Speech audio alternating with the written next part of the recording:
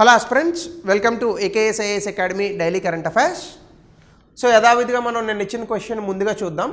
ఇందులో మొదటి రెండు స్టేట్మెంట్స్ కరెక్ట్ ఉన్నాయి. మూడో స్టేట్మెంట్ చూడండి, the RBI has now adopted WPI as the measure. కాదండి, సిపిఐని మెజర్గా తీసుకుంటుంది, డబ్ల్యూపీఐ కాదు. సో కాబట్టి థర్డ్ ఆప్షన్ రాంగ్, కాబట్టి బోత్ ఆర్ ఎలిమినేటెడ్. కరెక్ట్ అడిగాడు కాబట్టి 1 and 2. ఇక ఈరోజు టాపిక్ మనకి న్యూస్ పేపర్లోనే ఉంది.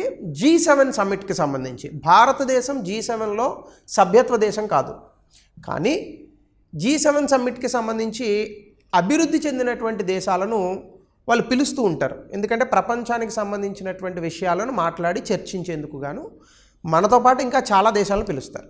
సో ఆబ్వియస్గా ఈ యొక్క సమ్మిట్ G7 సదస్సుకు దేశాధినేతలు వెళ్తారు. కాబట్టి ఇప్పుడు మూడవసారి ప్రధానమంత్రిగా ఎన్నికైనటువంటి నరేంద్ర మోదీ గారు సో దీనికి వెళ్ళడం జరిగింది. ఇది ఇటలీలో జరుగుతుంది కాబట్టి G7 ఇటాలియా 2024 అని పెట్టారు. అయితే ఇందులో మనం చూడబోయే అంశాలు, గతంలో G8గా ఉన్నటువంటి ఈ సంస్థ లేదా ఈ ఆర్గనైజేషన్ G7గా ఎందుకు మారింది, అలాగే ఇందులో ఏ సభ్యత్వ దేశాలు ఉన్నాయి. ఇప్పుడు ఈ యొక్క G7 సమ్మిట్ 50వ సదస్సు జరుగుతుంది. అంటే 2024లో ఇది జరిగింది. అంటే ఇది ఒక 20 సంవత్సరాలు, అది ఒక 30 సంవత్సరాలు వేసుకుంటే 1974లో దీన్ని తీసుకొచ్చారు. అంటే 50 ఏళ్ళు అయింది ఇప్పటికి పెట్టి. అలాగే ఇయర్ నాకు తెలిసి కొంచెం అప్రాక్సిమేట్గా. అలాగే ఇండియా అండ్ G7 సమ్మిట్, అంటే భారతదేశానికి G7 సమ్మిట్కి మధ్య ఉన్నటువంటి ఈ యొక్క సంబంధం ఏంటి, అలాగే ఇప్పుడు 50వ సదస్సులో జరుగుతున్న ఎజెండా ఏంటి, ఎవరెవరు దీనికి వచ్చారు, క్వశ్చన్ ఆఫ్ ద డే. ఇది ఈరోజు మనం చూడబోయేటటువంటి ప్రొఫార్మా. సో ముందుగా మనం న్యూస్లో ఎందుకు ఉంది కాంటెక్స్ట్ చూస్తే కనుక, నరేంద్ర మోడీ గారు ఇటలీ పయనమయ్యారు G7 50th లీడర్ సమ్మిట్లో పార్టిసిపేట్ చేయడానికి.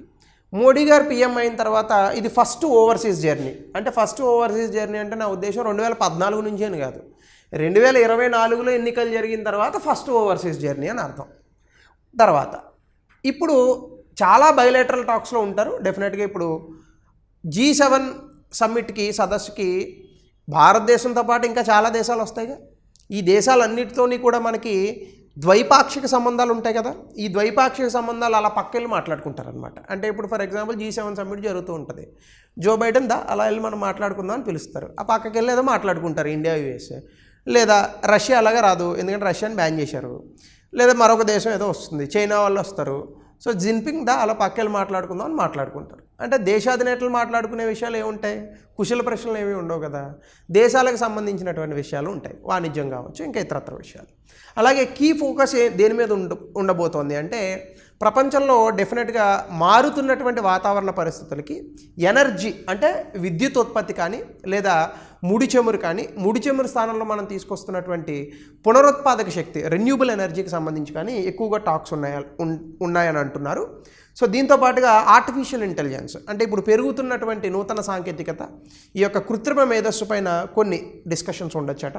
అలాగే ఆఫ్రికా కాంటినెంట్కి సంబంధించి, అలాగే మెడిటేరియన్ ఈ పార్ట్స్ అన్నీ కూడా వాతావరణ మార్పుల వల్ల కొన్ని ఇబ్బందులకు గురయ్యే అవకాశాలు ఉన్నాయి. సో వీటన్నిటి గురించి కూడా చర్చించే అవకాశం ఉందంటున్నారు. ముందుగా G7 అనేటటువంటి చూస్తే, G7 అనేటటువంటిది ఒరిజినల్గా G8 గ్రూప్ ఆఫ్ 8 కంట్రీస్. అయితే రష్యాని 2014లో క్రిమియా అనేటటువంటి ఒక చిన్న ద్వీపంలా ఉంటుంది, అది ఉక్రెయిన్ కింద ఉంటుంది, అది బ్లాక్ సీలో. ఈ క్రిమియా అనేటటువంటి ద్వీపాన్ని వీళ్ళు ఆక్రమించుకున్నటువంటి కారణంగా ప్రపంచంలో ఉన్నటువంటి పీస్ అంటే శాంతి భద్రతలకు విఘాతం కలిగిస్తోంది రష్యా. సో కాబట్టి మేము రష్యాతో పయనించమని చెప్పేసి G8 నుంచి రష్యాని వెలేశారు. దాని తర్వాత ఇంక 7 దేశాలు మిగిలాయి: Canada, France, Germany, Italy, Japan, United Kingdom and USA. కొంతమంది ఇప్పుడు ఈ G7ని G8గా చెప్తున్నారు. ఎట్లా అంటే G7+1 అని చెప్తున్నారు. ఈ 1 ఎవరంటే యూరోపియన్ యూనియన్ అని చెప్తున్నారు. కానీ దాన్ని G8 అని అనకూడదు, ఎందుకంటే యూరోపియన్ యూనియన్ అనేటటువంటిది కొన్ని దేశాల సమూహం, అది అంతేగాని దేశం కాదు. కాబట్టి దానికి సార్వభౌమ అధికారం ఏం లేదు. యూరోపియన్ యూనియన్కి, ఐరోపా సమాఖ్యకి సార్వభౌమ అధికారం ఉండదు, దేశాల తాలూకా కూటమి అది. సో కాబట్టి G7 అనేటటువంటి పదమే కరెక్ట్. G8 అనేటటువంటిది ఎగ్జిస్టెన్స్లో లేదు ఇప్పుడు. సో ఈ G7లో ఏ దేశాలు ఉన్నాయని 2011లో ఒకసారి గ్రూప్ 1లో క్వశ్చన్ అడిగాడు. అలాగే యూపీఎస్సీలో కూడా ఈ క్వశ్చన్ అడిగాడు. భారతదేశం ఇందులో సభ్యత్వ దేశం కాదు, ఎందుకంటే అభివృద్ధి చెందినటువంటి దేశాలు మాత్రమే ఇందులో భాగస్వాములుగా ఉంటాయి. అలాగే ఇప్పుడు 50వ సమ్మిట్ ఎక్కడ జరుగుతోంది అంటే ఇటలీలో జరుగుతోంది. జూన్ 13 నుంచి 15 వరకు జరుగుతుంది. బోర్గో ఇగ్నాజియా రిసార్ట్, ఆ రిసార్ట్ పేర్లు మనకి ఎందుకు కానీ, అపూలియా అనేటటువంటి ప్రాంతం ఇది ఇటలీలో ఉంది. ఈ ప్రాంతంలో ఈ యొక్క సమ్మిట్ అనేటటువంటి జరుగుతుంది. ఇప్పుడు ఎక్కువగా ఏం మాట్లాడతారు అంటే, సాధారణంగా మనకి ప్రపంచంలో శాంతి భద్రతలకు విఘాతం కలిగినప్పుడు పెద్ద పెద్ద డిస్కషన్ ఫోరమ్స్లో వాటి గురించే మాట్లాడతారు. ఇప్పుడు ప్రపంచంలో 2 ప్లేసెస్లో చాలా అతిపెద్ద యుద్ధాలు జరుగుతున్నాయి. ఒకటి రష్యా ఉక్రెయిన్, 3-4 ఏళ్ళుగా దెబ్బలాడుకుంటున్నారు వాళ్ళు. అలాగే గాజాలో మనకి ఇజ్రాయిల్, అలాగే గాజా స్ట్రిప్లో ఉన్నటువంటి హమాస్, వీళ్ళిద్దరి మధ్య చాలా ఇబ్బందికరమైనటువంటి యుద్ధం జరుగుతుంది. ఈ మధ్యకాలంలో కూడా 40 మంది పాపం చిన్నపిల్లలు కూడా ఎవరో చనిపోయినట్టుగా మనకి వార్తలు వచ్చాయి.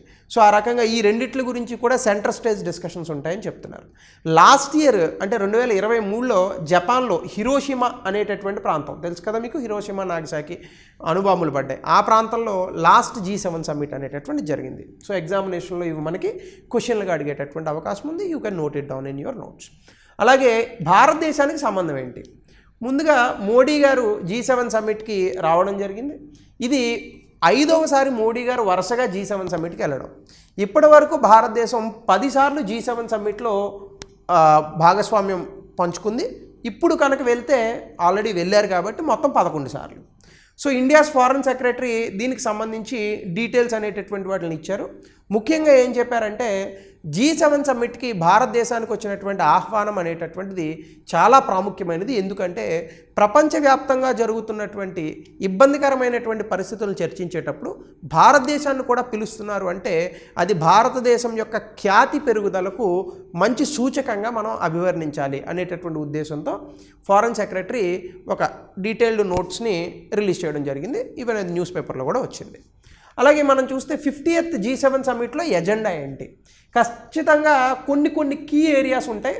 ఈ కీ ఏరియాస్ అందులో సభ్యత్వ దేశాలు ఏవైతే ఉంటాయో వాటికి ఎక్కువగా సంబంధించినటువంటి విషయాలు, అలాగే ప్రపంచానికి సంబంధించినటువంటి విషయాలు కూడా అయి ఉంటాయి. ముఖ్యంగా ఏంటంటే ఇంటర్నేషనల్ ఆర్డర్ అంటే అంతర్జాతీయంగా శాంతి భద్రతలు అనేటటువంటి వాటికి విఘాతం కలిగించకూడదు. అంటే ఈ యుద్ధాలు ఇలాంటి వాటిని నివారించాలి. దాంతోపాటుగా ఈ G7లో ఉన్నటువంటివన్నీ కూడా బాగా పారిశ్రామికంగా అభివృద్ధి చెందినటువంటి దేశాలు. ఈ అభివృద్ధి చెందినటువంటి దేశాలు అభివృద్ధి చెందుతున్నటువంటి దేశాలతో ఎటువంటి సంబంధాలను కలిగి ఉండాలి.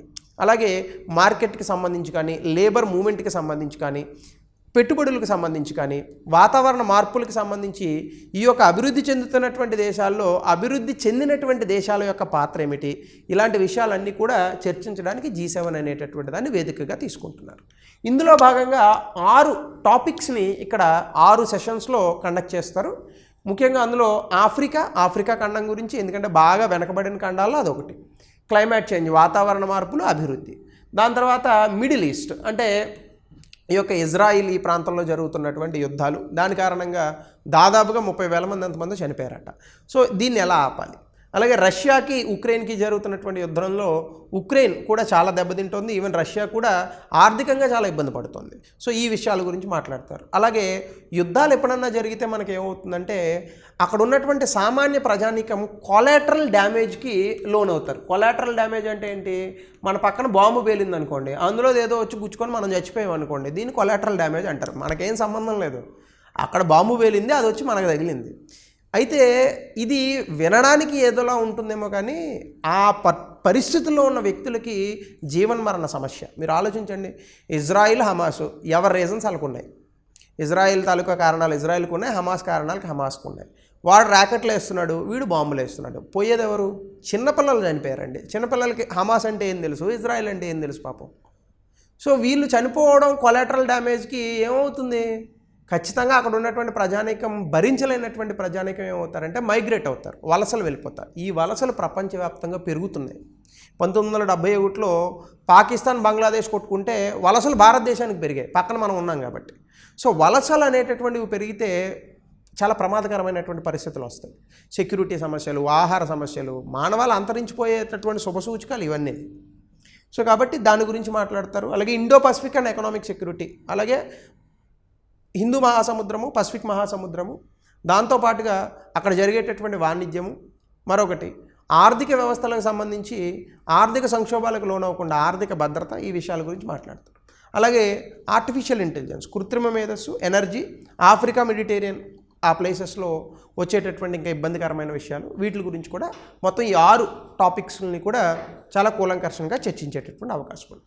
సో దీనికి ఎవరెవరు లీడర్స్ వస్తున్నారు మనందరికీ తెలిసిన వాళ్ళే. French president Emmanuel Macron, US Joe Biden, Japanese PM Fumio Kishida, Canadian prime minister Justin Trudeau, Ukraine president కూడా వస్తాడు అని కొన్ని వార్తలు వినిపించాయి. సో వ్లాదిమిర్ జెలెన్స్కీ ఈయన రావచ్చట, రష్యాని గురించి వచ్చి చెప్తాడనమాట, ఇంకో రష్యా మనల్ని ఎలా చంపేస్తుంది ఎక్సెట్రా ఎక్సెట్రా. యూరోపియన్ యూనియన్, ఐరోపా సమాఖ్యను కూడా Charles Michel president of European council represent చేస్తారు. అలాగే von der Leyen president of European commission, వీళ్ళు కూడా వచ్చేటటువంటి అవకాశం. ఈ పేర్లు ఎందుకు ఇచ్చారంటే సరదాగా మనం సీరియల్లో ఫస్ట్ వస్తాయి పేర్లు చూడండి, అలా వినడానికి కాదు. కొన్నిసార్లు ఇవి కూడా ఎగ్జామ్స్లో వస్తున్నాయి, కొన్ని ఎగ్జామ్స్లో. So there you can utilize. అంటే ఐరోపా సమాఖ్య కౌన్సిల్ యొక్క ప్రెసిడెంట్ ఎవరైనా అడిగాడు అనుకోండి కబుక్కుని, అప్పుడు దిక్కులు చూస్తే మనం ఆన్సర్ పెట్టలేం కదా. సో కాబట్టి అందుకని చెప్పేసి మీకు పరిచయం చేయాలనే ఉద్దేశంతో పెట్టారు. సో ఇలాంటి వాటి గురించి G7కి సంబంధించి క్వశ్చన్ దొరకలేదు నాకు, ప్రీవియస్ ఇయర్ క్వశ్చన్స్. G20కి దొరికింది. G కామన్గా ఉన్నాయని చెప్పేసి ఈ క్వశ్చన్ ఇచ్చాను. సో దీని ఆన్సర్ ఏంటో మీరు కమెంట్ సెక్షన్లో పెట్టండి. అలాగే G7 సదస్సులో భారతదేశం పాల్గొనడం దాని ప్రపంచ స్థాయిని ఎలా మెరుగుపరుస్తుంది, కీలక అంతర్జాతీయ సవాళ్ళను ఎదుర్కోవడానికి ఎలా దోహదం చేస్తుంది. ప్రీవియస్ ఇయర్ క్వశ్చన్ కాదు, నేనే రాశాను క్వశ్చన్ ఇది. సో దీన్ని 150 పదాల్లో రాయండి. That helps your answer writing for UPSC and as well as your Group 1. So ఇది G7కి సంబంధించి. ఇంకా కొత్త విషయాలు ఏమైనా ఉంటే మన నెక్స్ట్ క్లాసెస్లో వి విల్ టేక్ కేర్. అలాగే TSPSC Group 1 టెస్ట్ సిరీస్కి సంబంధించి డీటెయిల్స్ని చాలా స్పష్టంగా చెప్తూ నేను ఒక వీడియో పెట్టాను. వీడియోను పూర్తిగా చూడకుండా కొంతమంది అభ్యర్థులు క్వశ్చన్లు అడిగారు, కింద కమెంట్ సెక్షన్లో కూడా ఎవరో పెట్టారు. తెలుగు ఇంగ్లీష్ భాషల్లో ఆఫ్లైన్ ఆన్లైన్ మోడ్స్లో ఇది ఉంటుంది. ప్రైస్ డీటెయిల్స్ మీరు కింద ఉన్నటువంటి నెంబర్కి కాల్ చేస్తే చెప్తారు. ప్రైస్ డీటెయిల్స్ అనేటటువంటి నా డిపార్ట్మెంట్ కాదు. So you can call them and you can join.